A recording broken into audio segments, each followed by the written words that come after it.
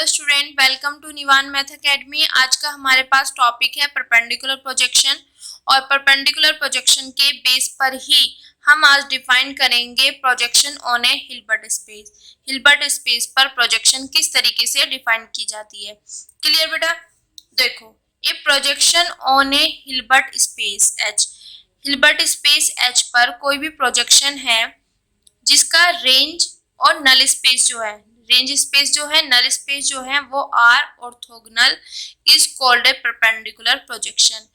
हमारे पास आता है कि what is the perpendicular projection. तो परपेंडिकुलर प्रोजेक्शन को हम किस तरीके से डिफाइन करते हैं कि हिल्बर्ट स्पेस पे जो भी हमारे पास प्रोजेक्शन होंगी जिसके रेंज और नल स्पेस क्या हो, ऑर्थोगोनल हो। अब देखो, सिंपल सी चीज है, अगर बाई चांस मैं रेंज को मान लूं m और नल स्पेस को मान लूं n, तो ऑर्थोगोनल का मीनिंग क्या होता है कि m ऑर्थोगोनल n, ये है ऑर्थोगोनल टू n और ये दोनों एक दूसरे के साथ ऑर्थोगोनल, ये चीज है। ठीक है, तो a projection on a Hilbert space, Hilbert space पर कोई भी प्रोजेक्शन जिसका रेंज और नल स्पेस क्या हो, ऑर्थोगोनल हो, तो ऐसी प्रोजेक्शन को हम बोलते हैं परपेंडिकुलर प्रोजेक्शन। क्लियर?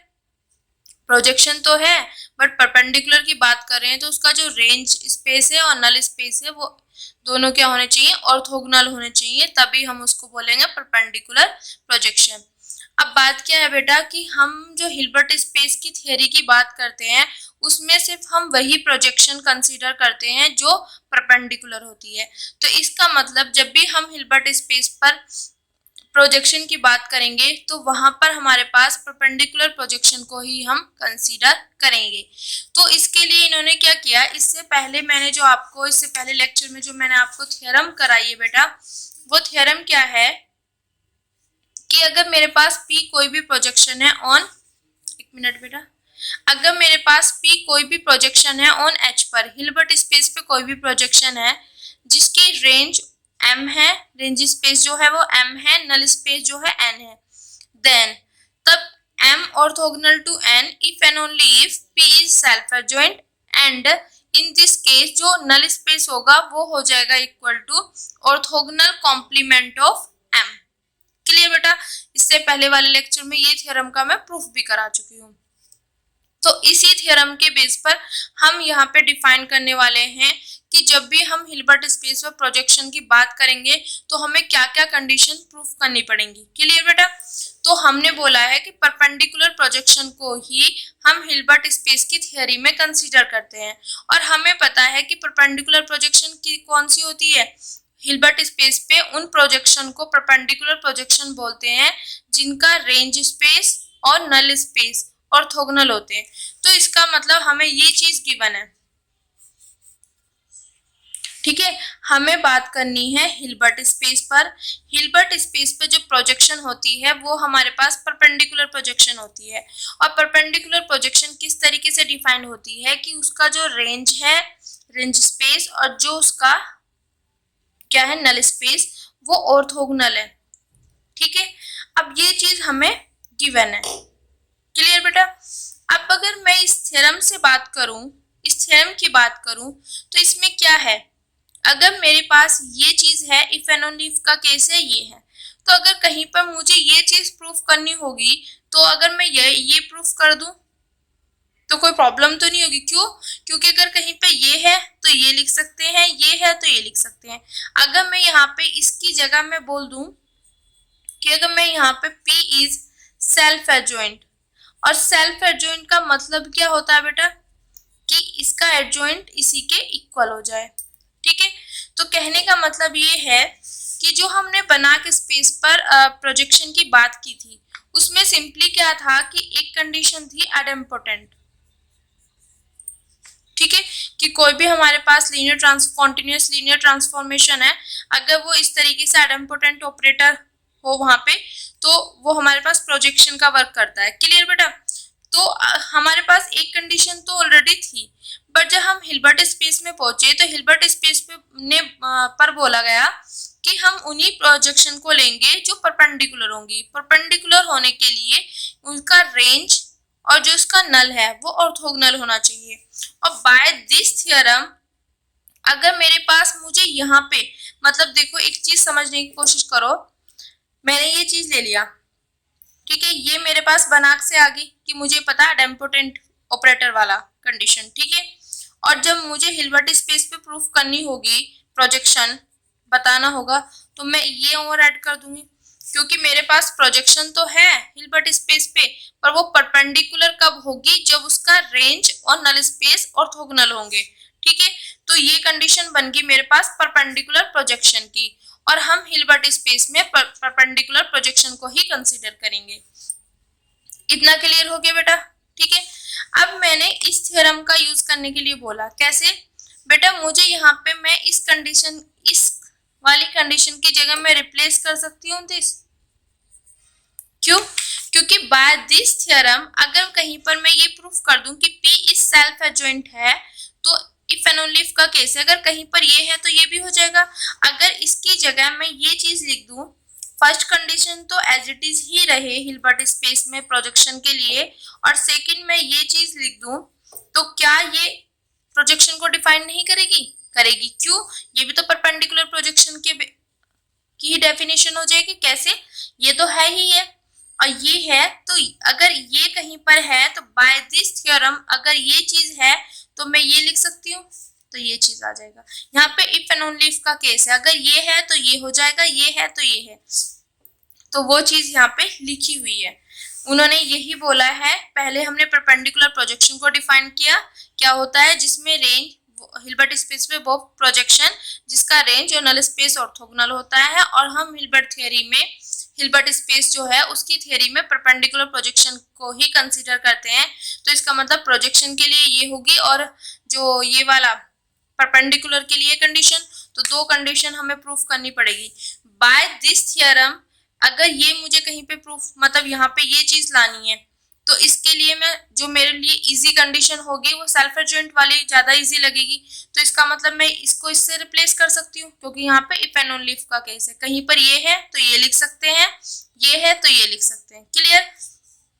तो इन्होंने वही चीज किया, यहाँ पे रेफर कर दिया बाय जो हमारे पास ये मैंने थ्योरम बताई है, इस थ्योरम के बेस पर इन्होंने यहाँ पे फिर डिफाइन किया कि अगर हम प्रोजेक्शन की बात करें ऑन हिल्बर्ट स्पेस पर तो उसको किस तरीके से डिफाइन किया जा सकता है। पहली कंडीशन होगी आइडेम्पोटेंट, दूसरी होगी सेल्फ एडजॉइंट, और किस तरीके से आए वो भी मैंने आपको बता दिया, क्योंकि हमारे पास ये वाली कंडीशन है परपेंडिकुलर प्रोजेक्शन जो कि हिल्बर्ट स्पेस में हम कंसीडर करेंगे। क्लियर बेटा? और जब हम इनको परपेंडिकुलर प्रोजेक्शन की बात करें तो बाय दिस थ्योरम मैं इसकी जगह ये लिख सकती हूँ सेल्फ एडजॉइंट वाला, तो ये भी बात सेम हो जाएगी। ठीक है? और यहाँ पे एग्जांपल बता दिया कि अगर मैं परपेंडिकुलर प्रोजेक्शन की बात करूं या projection on a Hilbert space की बात करूं, अब मैं बात करूंगी, जब भी आप ये चीज सोचना कि जब मैं projection on a Hilbert space की बात कर रही हूँ तो वहां पे परपेंडिकुलर प्रोजेक्शन की बात चल रही है, तो इसका मतलब ये वाली चीज है ना। अब ये चीज हम लेके चल रहे हैं तो इसका मतलब यही है कि हम परपेंडिकुलर प्रोजेक्शन की बात कर रहे हैं। ओके बेटा?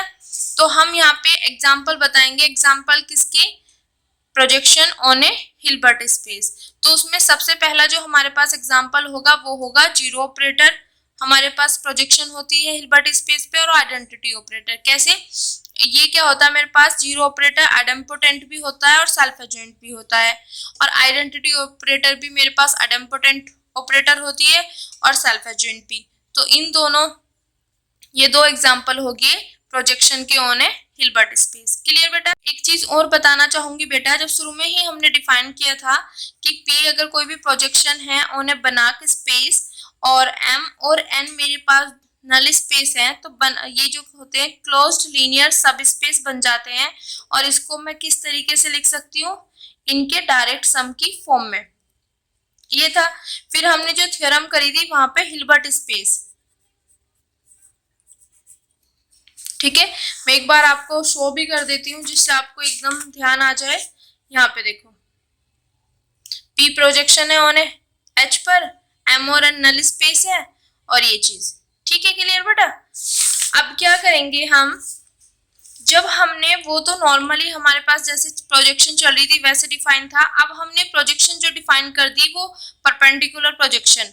हमें ये अंडरस्टूड होना चाहिए, ये बिल्कुल क्लियर है कि ये मेरे पास projection on a Hilbert space पर बात कर रहे हैं। अब मेरे पास ये चीज है, इतना क्लियर। बाय दिस थ्योरम जब मैंने प्रूफ किया तो मेरे पास यहाँ पे प्रोजेक्शन कौन सी चल रही है, परपेंडिकुलर प्रोजेक्शन, जो कि मैं कहाँ पे कर रही हूँ, हिल्बर्ट स्पेस पर। तो जब मैं हिल्बर्ट स्पेस पर प्रोजेक्शन की बात कर रही हूँ तो वहां पे जो नल स्पेस है वो क्या हो जाएगा मेरे पास, इसके इक्वल है ना। अगर ये चीज है यहाँ पर, ठीक है, या ये चीज है यहाँ पर, तो ये प्रोजेक्शन होगी किस पर, हिल्बर्ट स्पेस पर है। हिल्बर्ट स्पेस पर प्रोजेक्शन है तो m तो मेरे पास रेंज है, बट नल स्पेस किसके इक्वल हो गया, ऑर्थोगोनल कॉम्प्लीमेंट ऑफ m के। तो यहाँ पे जब मैं बात करूंगी इसको डिफाइन करने के लिए, तो n मेरे पास क्या हो जाएगा यहाँ पे, दिस। तो यहाँ से मेरे पास h क्या हो जाएगा, डायरेक्ट सम इन दोनों का। क्लियर बेटा, समझ आ गया ये चीज। वही चीज यहाँ पे लिखी हुई है। Let m be closed linear subspace है ऑफ हिल्बर्ट स्पेस। ये चीज ध्यान रखना कि अगर m मेरे पास कोई भी क्लोज्ड लीनियर सब स्पेस है ऑफ हिल्बर्ट स्पेस h, तब मैं हिल्बर्ट स्पेस को इस तरीके से लिख सकती हूँ, क्योंकि ये m क्या हो गया मेरे पास, रेंज स्पेस, और m ऑर्थोगोनल हो गया मेरे पास नल स्पेस, जैसा कि यहाँ पे मैंने बाय दिस थ्योरम। क्योंकि अगर हम हिल्बर्ट स्पेस में जा ही रहे हैं और हमें पता है उसमें परपेंडिकुलर प्रोजेक्शन का यूज हो रहा है, तो वहां पे जो भी चीजें अब चेंज करनी है वो तो सभी चीजें चेंज होंगी ना। अब देखो प्रोजेक्शन की बात कर रहे हैं तो यहाँ पे एक कंडीशन और ऑलरेडी ऐड होगी, और इस थ्योरम की हेल्प से मैं ये चीज ला सकती हूँ। तो अब जब भी मैं हिल्बर्ट स्पेस पे प्रोजेक्शन की बात करूंगी, कहीं पे प्रूफ करना है या कहीं पे उसकी हेल्प लेनी है, तो ये दो कंडीशन हम यूज करेंगे। क्लियर। बट साथ ही साथ हमारे पास जो नल स्पेस था वो चेंज हो गया इसमें, तो उसको भी तो चेंज करेंगे, वही चेंज किया है यहाँ पे। क्लियर बेटा। अब यहाँ पे मैंने लिखा हुआ है, ये रिजल्ट बहुत ज्यादा इम्पोर्टेंट है, और इसका प्रूफ, इस का जो प्रूफ हम करेंगे, मैं पहले इससे अगली एक थ्योरम कराऊंगी क्योंकि इसका यूज होने वाला है उस प्रूफ में। तो पहले मैं इसका रिजल्ट बता देती हूँ। क्या है कि अगर मेरे पास P कोई भी प्रोजेक्शन है M पर, तो इफ एंड ओनली इफ का केस है यहाँ पे, तो I माइनस पी, I क्या होता है, आइडेंटिटी ऑपरेटर, तो I माइनस पी इस प्रोजेक्शन होगी ऑन M ऑर्थोगोनल कॉम्प्लीमेंट या ऑर्थोगोनल कॉम्प्लीमेंट ऑफ M पर। क्लियर। तो ये थ्योरम है, इसका प्रूफ भी है, और ये रिजल्ट की तरीके से आप यूज कर सकते हो। क्लियर। तो इसको मैं प्रूफ कराने से पहले इसमें जो यूज होने वाली ये थ्योरम है, पहले हम इसको करेंगे, फिर उसके बाद ये थ्योरम करेंगे। ठीक है। तो आई होप आज का लेक्चर आपको अच्छे से समझ आया होगा, क्योंकि इसमें सिंपल सी चीज थी। हमने पहले बना के स्पेस पे प्रोजेक्शन की बात की, जो कि हमने इससे पहले अपने सेमेस्टर में पढ़ा हुआ था। फिर हमने चेंज किया कि हम हिल्बर्ट स्पेस पे प्रोजेक्शन को किस तरीके से डिफाइन कर सकते हैं, तो वहां पे सिर्फ एक कंडीशन ऐड होगी, और उस थ्योरम की जो इससे पहले हमने थ्योरम करी थी, सिर्फ उसकी हेल्प से हमने कुछ चेंजेस लाए हैं। तो अब सिर्फ माइंड में आप एक चीज सेट रखना कि अगर हिल्बर्ट स्पेस पे प्रोजेक्शन की हम बात कर रहे हैं तो ये दो कंडीशन ही हमें सेटिस्फाई करनी है। क्लियर बेटा। तो आई होप आज का लेक्चर आपको अच्छे से समझ आया होगा। अगर आपको मेरी वीडियोस, मेरे लेक्चर्स पसंद आ रहे हैं तो please like, subscribe my channel, और उन बच्चों तक जरूर पहुंचाएं जिनको उनकी नीड है। Thank you so much.